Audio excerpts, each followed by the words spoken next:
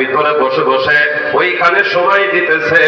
আল্লাহ পাক রব্বুল আলামিন আজকে এই মাহফিলটা আপনার আমার জন্য বড় নিয়ামত হিসেবে কবুল করেছেন। এই নিয়ামতের শুকরিয়া আদায় যদি না করা হয়, আপনারাই এই আয়াত থেকে শিক্ষা নিয়ে বলেন আল্লাহ পাকের পক্ষ থেকে রহমত আসবে না গজব আসবে? আর একটু আস্তে বলেন, কি আসবে, রহমত না গজব? গজবের আওয়াজটা এত আস্তে হচ্ছে কেন? যদি জিজ্ঞাসা করি জান্নাতে যাবেন কারা কারা, সবাই হাত তুলবে। ময়মনসিংহের মানুষ চিৎকার করে করে ওয়াজ করার পরে তারা কথা বলতে চায় না। জিজ্ঞাসা করলাম জান্নাতে যাবেন কারা কারা, সবাই হাত তোলে। আবার জিজ্ঞাসা করলাম জাহান্নামে যাবেন কারা কারা, তো সবাই হাত তোলে। চিন্তা করলাম ব্যাপারটা কি, আপনারা জান্নাতেও যাবেন জাহান্নামেও যাবেন।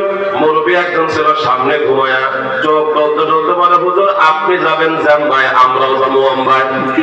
মানে হুজুর আপনি যেই দিকে যাবেন আমরাও ওই দিকে যাবো।